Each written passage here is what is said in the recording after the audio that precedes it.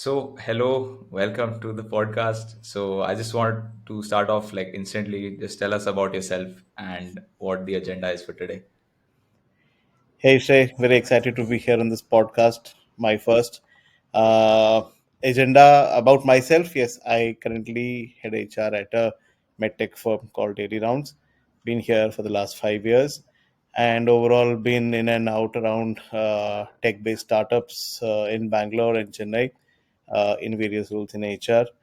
And today, I think we're going to talk about basically some bit about the use of tech in recruitment, and then how exactly I'm going to understand, how your software kind of comes in play and how it can make life easier for people like me.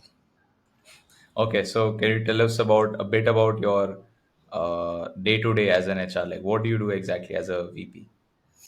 Right. So the day to day is mostly it revolves around keeping a tab on one part of course is keeping a tab on how we are getting talent into the organization. What kind of talent pool we are tapping into and how we servicing the open requirements that are there. Then the rest of the part is about other areas of HR, which is basically some bits about payroll and compliance, some bit about employee issues, grievance handling, etc. And yes, planning a bit for the future about say employee wellness or employee engagement. So mix of those kind of issues. Got it. So, what is it about HR that like actually got you interested in the first place? Yes. So for me, basically, I come actually from a computer science background, and I worked as a developer and a QA for about 2.5 years.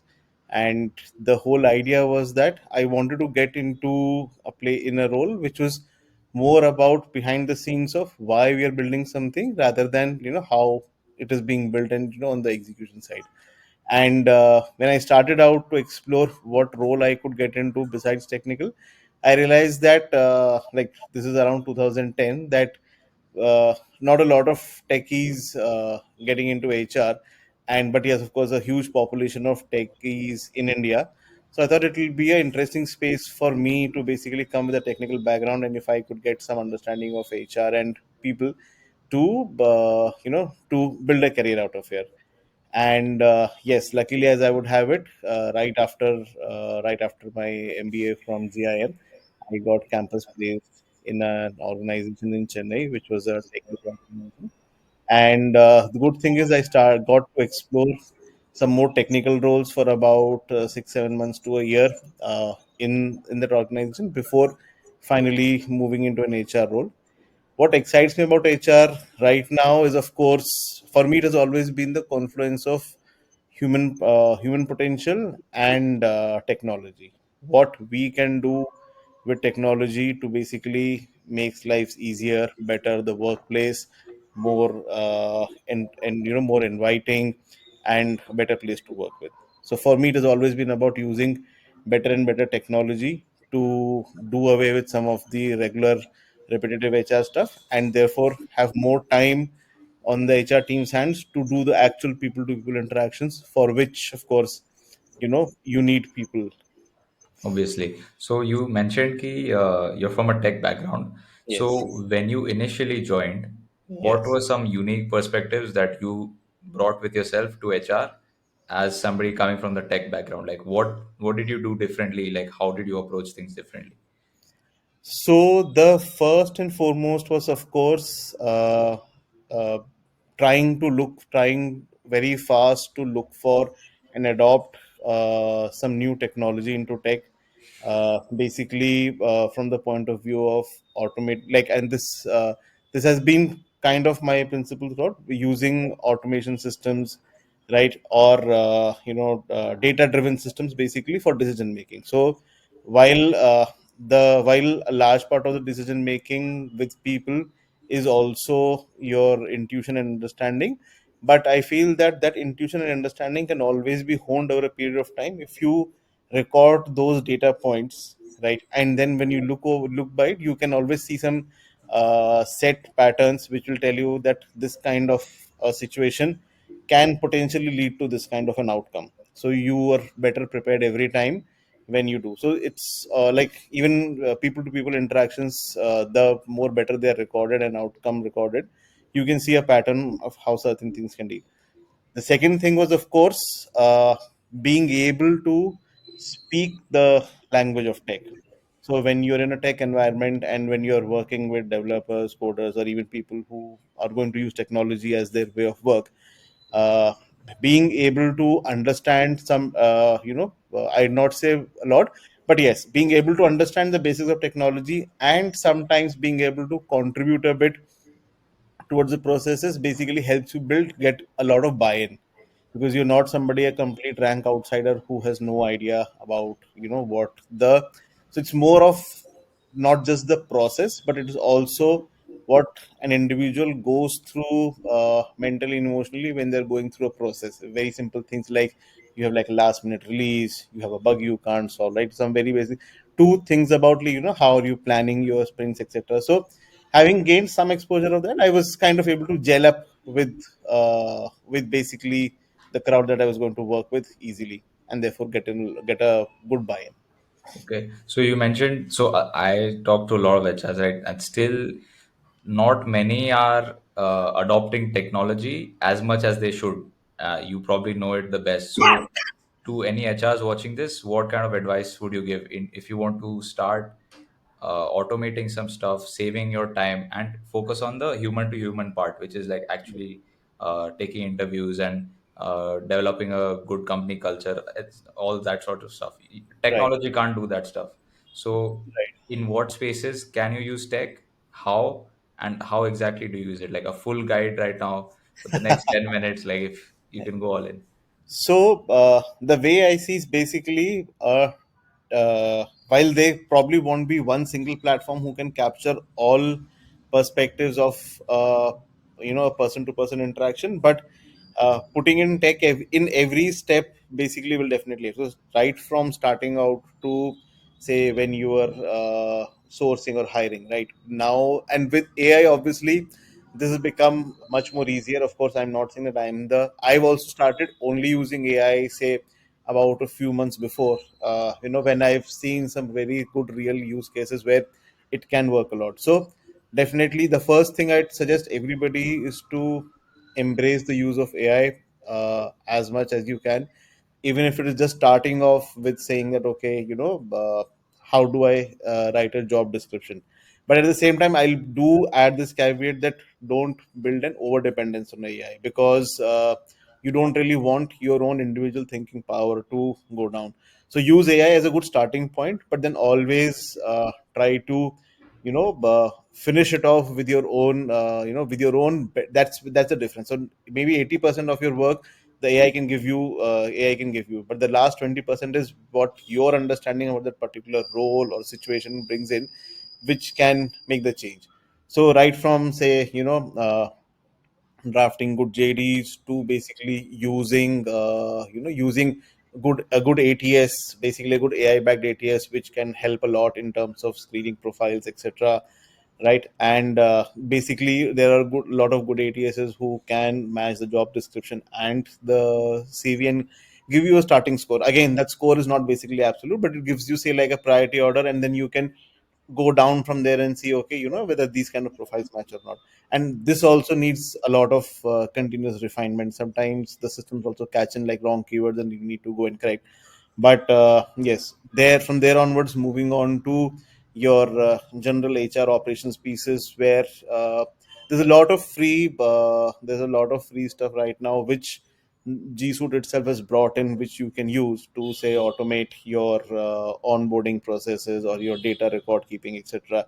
And even decent HR, like they're pretty good HRMS tools as well, which you can use to basically and from there onwards, basically the journey starts. So from what I see is that you have like a first data point where you've captured the feedback and the performance of an individual in the interview when they came in, and from there onwards their journey, say every the 30, 60, 90 days, and then maybe the first year and the second year onwards, where you're able to where basically the person to person interaction happens, and then you record what that person's say aspirations or experience has been in the organization, And when you have like a collective information of this for say like the entire organization, you then start to see patterns in terms of, okay, say if there is, for example, early attrition, so you should go and check like your 60-day feedback, and kind of see, okay, this is you will. And definitely anything that is happening to you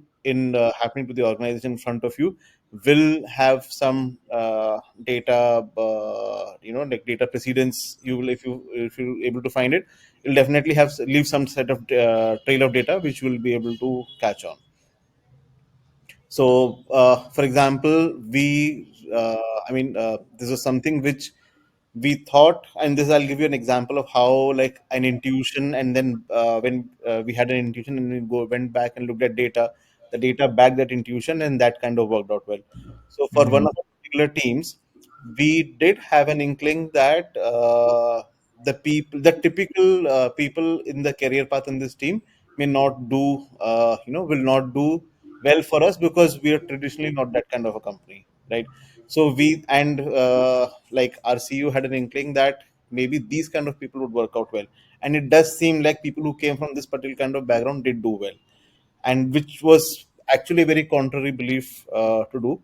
But then, yes, obviously, we went back, looked at the data of all the people who we had hired say last 3 4 years, and the people who had done well in the company, and it actually came out very strongly in the data that yes, people from that particular background did well. So while it was a very contrary belief, just and which could have basically ended up into a longer debate of what one person believes versus the other, just by looking at a simple data set of, the background of the people, the case kind of, got put itself to rest, and we were able to then build a hypothesis that yes, we get these kind of people in the system for this particular team, the team will do well. Okay, so essentially you're saying AI use it for uh, as Use an AI for add-on to everything. yourself. Yes, try to use AI for everything that you can, right? But don't be completely dependent on it.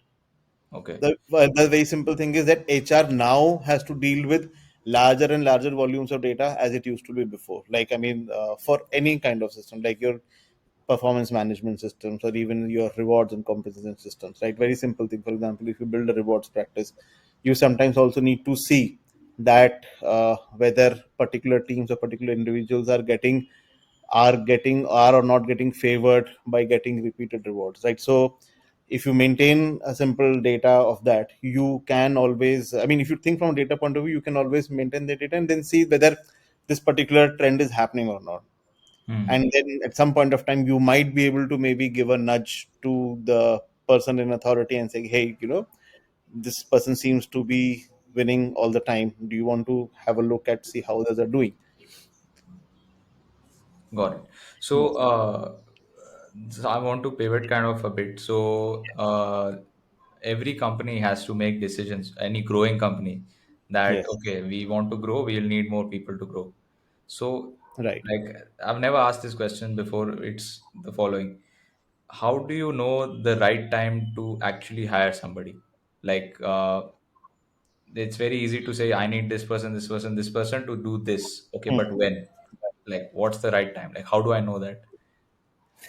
Because if I, yeah, right. Right. So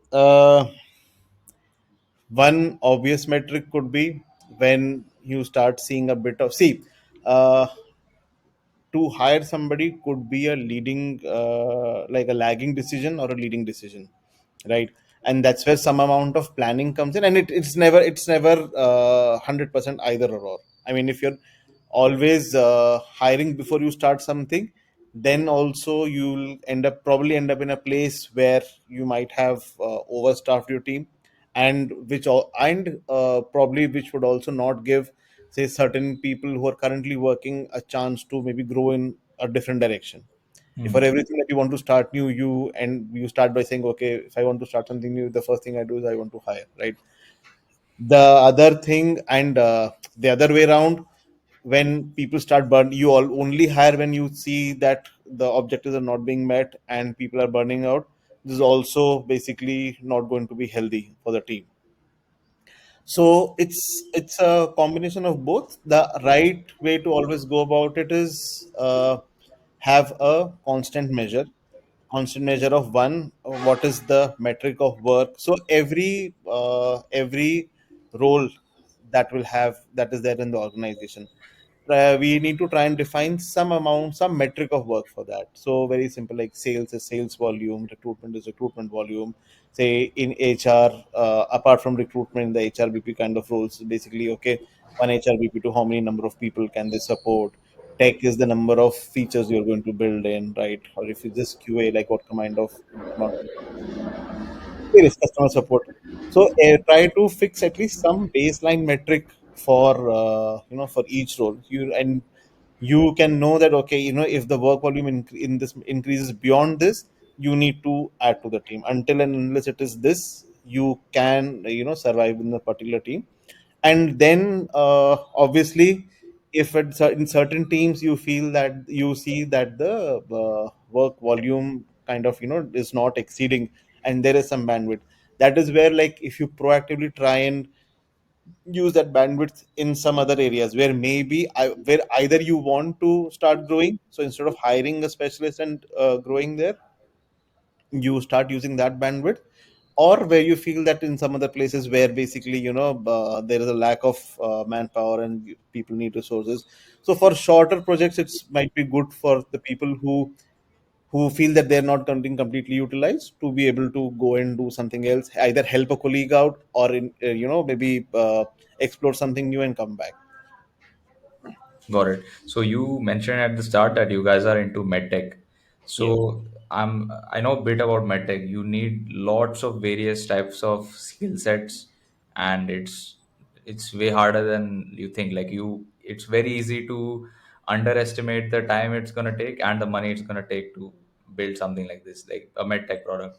So you need very specialized people. So how do you go about finding like the very hard to find people, like right now, or in medtech specifically? How is HR for medtech different than HR for, let's say, some IT company or a tech company? HR for any company is, at its core, it is the same, because in every organization you will have certain roles which will always going to be hard to find, right? And all growing organizations will always find newer avenues to grow, and those newer avenues to grow will basically mean that they will have to bring in some skill set which they don't have, right? So that is going to be the part and parcel of every HR team, to always cater to certain kind of skill set which doesn't exist, or a very simple to say, doesn't exist in the organization. More harder thing, very sparse or doesn't exist outside in the world. And then you have to decide whether you need to, I mean, whether you want to hire a closest match and then train, or whether you have a closest match in the organization and you can train. Okay, speaking of training, like when do I decide if I want to train the person for this job role, or do I want somebody that can actually do it? How do I make that decision? So yeah, again, that decision, for example, I mean, all of this is very easier said than that. But again, the right way to go about is first you write down the roles and responsibilities for the role. What all do you need to get done, right? And then you match it, say, with the skill set of the people, some of the roles which come in closer, right? So for example, we do look for sales guys to hire in our HR teams in recruitment, because a very similar skill set match, basically target driven, people oriented, and obviously requires good communication skills as well. At the end of it, it's basically you're selling a product, I mean, you're promoting a product, whether Yeah. it is a role in an organization or whether it's a tangible product. So likewise, so basically, you need that analysis needs to be done. Okay, these are the 10 things that this person in this role needs to do. Now, do I have, say, around 7 skill sets already currently with some team in the organization, so, and they have bandwidth to be get trained, so I can do that, right? Or if I see that I don't have more than 4 in any team, right, then obviously it means that you need to go and look out for it. And when you start looking out in the talent market, then also you need to see, okay, am I getting at least a 7 or 8 out of those skill sets, or am I in the market also getting, say, only 5? So then again, you can come back to the decision and say, okay, if I'm in the market only getting five, do I pick that five and train still the rest half of the way, or are the four that I have in my organization, can I spend time in training them? Okay, so you're saying it depends on the how readily available those people are, the ones that Yes. you want. Talent. So talent is always a supply and demand game, right? You have a demand for certain kind of skill set. What is the supply for that skill set in the market or not? And then whether, so for example, see even now, like coding as a skill set, right? Hmm. There used to be a time, and there's still the time, that a lot of all the IT services companies basically rely heavily on in-house training. They pick a lot of people from colleges, and they go through an extensive training and then make people ready, right? Then there came the era of startups, starting from smaller to medium or big, where the smaller size startups obviously can't invest heavily in that kind of training, and also the pure headhunting kind of route would take months or longer, right?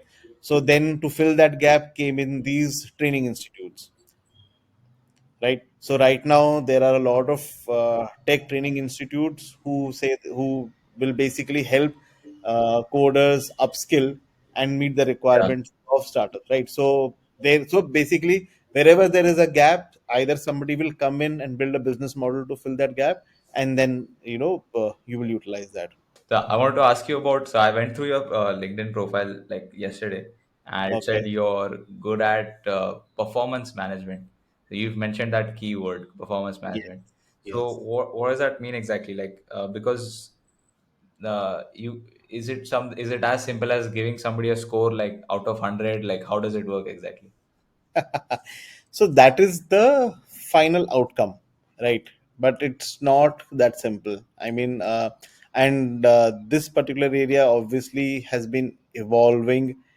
I mean, I've seen it evolve in the last 8 to 10 years that I've worked, and because this is also not just I mean, it's not just a metric. One, that this metric first means something very personal to another individual, right? You have some everybody's performance score is basically a reflection of how they've done. So it's a personal thing for every individual. Hmm. So to arrive at that score, you have to be very sure of and thorough of the process that you follow, and that's where the game lies. So uh, from the time, and also now there are quite a decent number of roles which are not absolutely black and white, where you can say that if X and Y happens, then that means performance is good, and if it doesn't happen, performance is bad, because there are decent number of roles, tech included, and say a lot of your business roles, where there will be a lot of external dependencies, and they might have influenced the outcome. So again, but the starting point is all the same. You need to first think about. So it may not be possible to, if not possible to say, think about for the entire year. So one is that you need to first decide the time period over which you will assess the performance, because that similar time period year, keeps repeating. You know that, okay, in a particular period of time, what kind of work an individual or a team can do, and then that's how we compare. So again, it's a very similar analogy to what you see in the financial markets, right? Every stock's performance, like if you want to compare two stocks, you'll compare in the same time period, Hmm. right? You won't say that, okay, stock A is doing well in the last 3 months, so it is better than stock B, which didn't do so well in the last 6 months. So very simple thing: first fix a time period. Within that time period, then then within that time period, then decide on what kind of expected outcome do you want for that role, Okay. and which obviously some roles it will be easier to define and call out. In other roles it will be difficult, so you'll have to leave some amount, some space for ambiguity, and some space for, okay, we'll have to account for this as the time period gets closer, or keep working, or keep ruling out the ambiguity. And then, oh yes, at the end of the time period, basically try and assess. So the try and assess whether what we set out and what actually happened met or not, and why didn't it happen. It could be very simple as again, depending on the culture of the organization and obviously how evolved this process becomes, it could be as simple as having, say, like quick half an hour one-on-ones at the start of the time period, saying that, hey, let's try and focus on doing these 3 4 things in the next quarter or next 6 months, and then maybe do a mid catch up kind of thing, or then a final thing. So more and more performance management is also evolving from just being, while it is obviously metric driven, but the outcome cannot just be a metric or a number. Outcome always has to be a form of a conversation with every individual, where you explain to them, this is what was expected, hear from them what they were able to do, not able to do, and then basically give feedback. So the whole focus of performance management is not just to label everybody with a score, but to be able to help them improve and grow. And that improve and grow, obviously, take it with a pinch of salt, necessarily doesn't mean can always happen in the same organization. I mean, now with the last 5 years, the evolution that we've seen, right? The various kinds of roles. Everybody, both individuals and organizations, have to become very self-aware of what kind of work they want to do, what kind of work environment they want to build, and what kind of work environment an individual want to work in. There is no absolute success or failure as we speak now.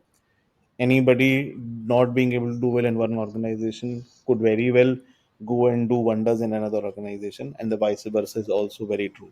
So not like it always has to be taken, uh, as a continuous journey. That at this point of time, in this time and space, this is what I was able to do. Did it work out well or not? Learn from it, and then move forward. Got it. You said it needs to be outcome based, but not every job role is that like it cannot be well defined. Like not every job role can be. Suppose a sales job can be very well defined. Ki, okay, you have to make Yes. these many calls a month or these many emails or like these many meetings booked.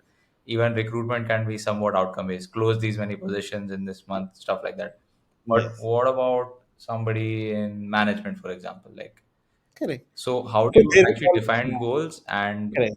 how is that process? So, for example, even for a manager, so let me take a example. Say, like a very easy volatile role is, say, product management. And a product manager is basically somebody who needs to, uh, you know, one from the business side, understand, okay, what kind of product or features needs to be built, how they need to be built, and then get the tech team to build that. So quite a lot of variables.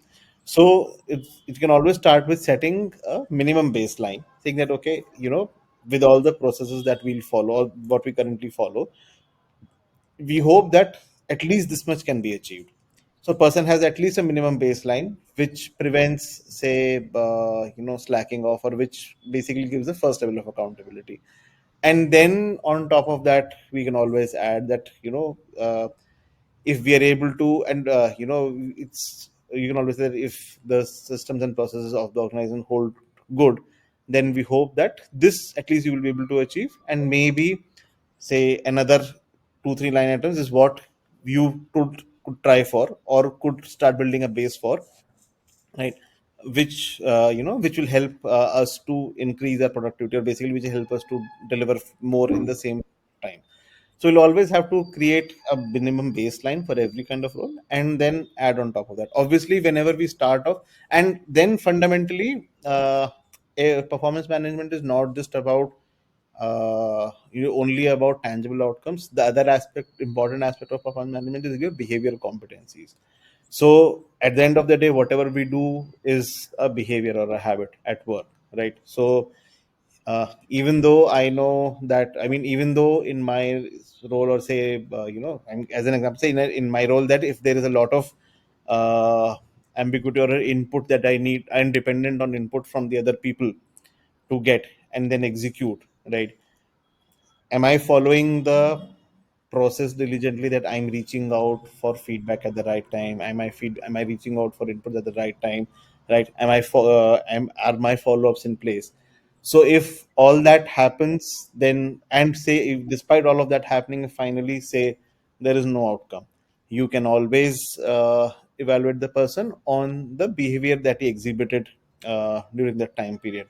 And if the person's behavior is correct, it will basically give you a picture. Either the person's behavioral process would not have followed, or if the person's behavioral process was correct, then you will know that there is something that needs to be fixed in your work process, which can lead to an out. Hmm. So wait, how many people at your company? So right now around 400. Okay, so how do you do performance management for 400 people, and who actually like decides and takes care of like each person's like individually how well they're doing? So so again, it's not exactly like, I mean, it starts off with the breaking it down first into roles. So like obviously everybody is not doing like a unique role. Like, I mean, Hmm. the other roles, and then people, like the chunk of the people. So again, it's more or less an 80-20 kind of principle. Like 80% of your workforce will be doing say 20% of the standard roles. And then very few people, there little lesser number of people who have very different unique roles from the organization. So start off by first saying, okay, these are the major roles in which people work. Define the expectations for that role. Communicate that at the start of the period, and then monitor it during the course of the period. So that is say one, right? And then for the roles where where it's hard to build a define outcomes right away, set a direction, or set basically a work process. Okay, so we need to we this is the outcome. For this outcome, we try and accomplish point A, B, and C. Say for example, very simple, say if you're starting out in sales also, right? So the first few months you don't know how many sales can I make, but what you do know is, can I make 30 calls in a day, right? Or can I or can I at least in mail these many number of people in Per a day. day? Hmm. So if you follow that continuously, not the first month, second month, third month, outcome will start appearing, Hmm. right? So effort will always lead to outcome, and that is what we need to define. Basically make it clear, okay, this is the we want the effort in this direction, and if you put effort in this direction, this is where the outcome we expect will come. Okay. Over a period of time, that effort kind of becomes more and more clear, and you're also able to refine. Okay. And do you use any kind of like software to manage all this? Let's say if an HR is watching, they don't have 400 people, but let's say they have 25 or even smaller or any kind of thing. So do you have any recommendations of how people can get started? So it can start off very simply in a Google Sheet as well. I mean, if you're talking about say 20, 30, 50 people, it can very easily start off with Google Sheet, because at the end of the day, all of this is basically kind of a agreement between say an organization and an individual, where organization says, hey, this is what we want you to do and we believe you're good at. Person says, yes, accepted, I'll do this, right? So that in any form, writing out KPIs or KRAs and saying, okay, next 6 months let's do this, let's try and achieve this, and we will to achieve this, these are the steps we want to follow. Hmm. Can be documented as simple in Google Sheets, and then, like I said, Google has given enough, tools and techniques now to build a simple dashboard of how this that is progressing month on month, and then you can culminate. Right. So for up to 50 people, I think uh, that system can work very easily. There are lighter, smaller softwares which have now started catering to, which have now started catering to smaller team sizes, where if the role diversity is more, right? So then that can be tracked better as compared to say one Google Sheet for each person kind of thing, right? So I'd also like to hear more about your software, what it can do, and what are the capabilities, Do you want to what you cover have it to right do. now? Then fine, perfect. Let's Okay. do course. So Of yeah, course. you mentioned you're into technology, and you mentioned that you wanted to like see the software. So essentially, I'll just share my screen if I can, and I'll show you how this works. So firstly, LinkedIn is the largest database of professionals around the world. That is a Hmm. fact. So until now, people, especially recruiters, have not been able to crack LinkedIn. So for the recruitment effectively. So can you give me a job role, for example? Like what do I search on LinkedIn? Something that you're really struggling with. Uh, Not struggling with, but Or let's say like to make it say like a SD to iOS engineer, SD. SD two Okay, software development, SD2. SD two iOS engineer with the Swift framework, Swift UI. Wait. I think SD2. SDE, it will always be SDE, Okay. software development engineer, Okay, SDE two. SD iOS, right? Yes. So this is how it works. So essentially, you just have to make the search first. There's around 2,700 people. I'll put your city, for example. Let's say there's 639 people, okay, for Hmm. example. And Right. now this is how it works. Like you can select all the kinds of filters that you're looking for, etc., etc. And once you're happy with the result, okay, let's say this is satisfactory. All I have to do is copy this link, and then you go into my actual software and you do the following. So you can just, by pasting the link, you can just paste all these people here. So all these people will be scraped, 639 people will Hmm. be scraped, and they'll come into the software. And then you can run an automation. And this is what an automation looks like. This was what we're running for one company as an example. So a message like this goes to them automatically on LinkedIn. Hi, first name. We're looking to hire whatever, whatever. You can customize the script, obviously. And you're just asking them essentially if they're open for new opportunities or not. Got it. Got it. And if they don't reply, you can set it up so that they get a follow up message as well. Follow, follow. Right. Right. So essentially, we're solving two problems. One is the thing where uh, you don't have to manually send messages to 600 people on Got LinkedIn. it. The Hmm. second is that you might know that on LinkedIn there's a limitation that if you just send Yes. too many, The you'll emails. get Huh. restricted or you get that Hmm. warning from LinkedIn. So Emails, in right? order Handling emails. to bypass that, essentially what you can do in our software is connect unlimited LinkedIn accounts. So if one LinkedIn account is allowing me 10 connections a week to potential candidates, if I connect 10 accounts over here, I can suddenly reach out to 1,000 candidates in a week. So you say connect 10 accounts means these are like 10 individual recruiters accounts connected. Absolutely. It's like pooling in of the accounts. Correct. You're pooling in. So let's say either 639 log the. So if Hmm. I have six accounts connected, all of them I'll reach out in a week. Let's say 15% of them reply with yes, I'm interested. Then Hmm. those go forward in like within two weeks, you probably like hired the role as well. So that's the advantage over here compared to platforms like Naukri and the other platforms, because this database is not there, but the people that are not there are on LinkedIn. Essentially, everybody's on LinkedIn, and you're targeting the passive job market. And if you can set up a filter, if you want to poach your competitors' employees, you can set up the company filter and actually target people from specific companies. Okay. But doesn't LinkedIn already have this kind of feature? Basically to send bulk in-mails? No. Okay.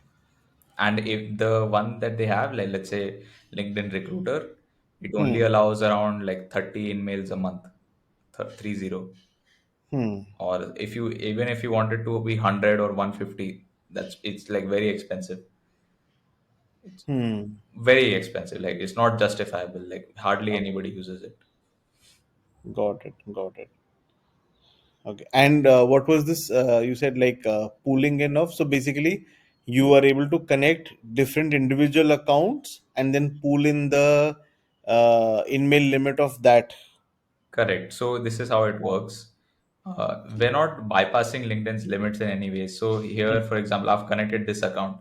So I've set the Hmm. limit. Okay, daily connection request limit 15. So not more than that. In-mail limit, whatever activity I want to do, I'm limiting it.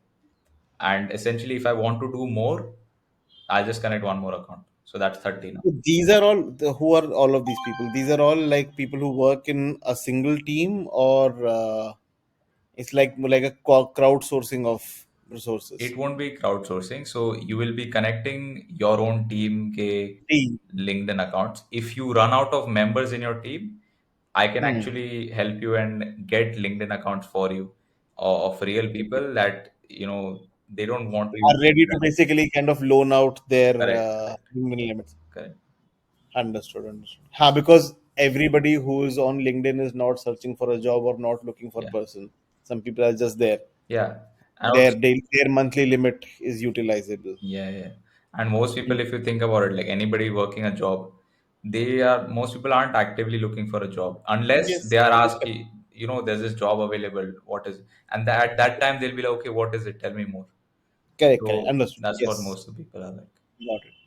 So then, but then these people say, for example, and these are all you're talking about free accounts that we everybody who has a free account, because LinkedIn Recruiter there is a sufficient number of emails that you can send, Hmm. right? But you're saying in a free, basically without LinkedIn Recruiter, people with free accounts can also be clubbed, like in a team can be clubbed in, and then they can use the pool of resources. Yes, so you can use this with free LinkedIn accounts, but we recommend to use paid accounts for every single LinkedIn account. I'll tell you, and paid is the 1,000 rupees per month one, The Recruiter Lite, basically. not even recruiter like the career plan. Oh, That okay. allows you to The send LinkedIn a, Premium. yeah, LinkedIn LinkedIn Premium Premium. normal. So that allows Hmm. you to send a connection request with a note. So Hmm. essentially, in the first contact that you're reaching out to the candidate, you can send them the message. Otherwise, what will happen is you just send them the connection request. When they Hmm. accept the connection, that time they'll get the message automatically. Hmm. So we recommend premium, and also we also recommend getting Sales Navigator.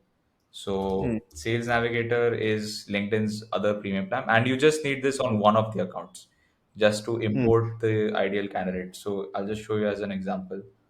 Let me just search anything.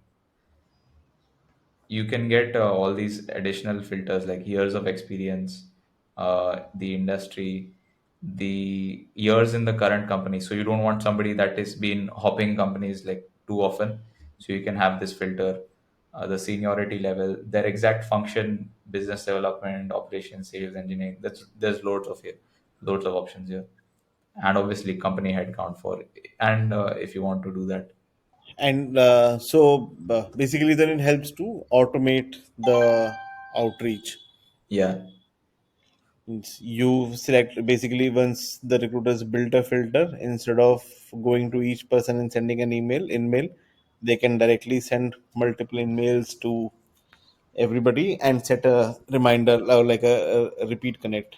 Yeah. And the best part is, whoever replies to the message, you can see their messages in the chat area. So Yeah. even if I have 20 accounts connected, all of their inboxes are combined and like it's just one inbox. And all of the Hmm. accounts ka inbox is in one area. So I don't need to open LinkedIn separately in like multiple areas and all that Got it. complicated stuff. So yeah, I hope that explains it. I hope you liked Yes. it. Yeah. How can we try it? I'll give it to you like to try it out for this Hmm. job role or any other job role.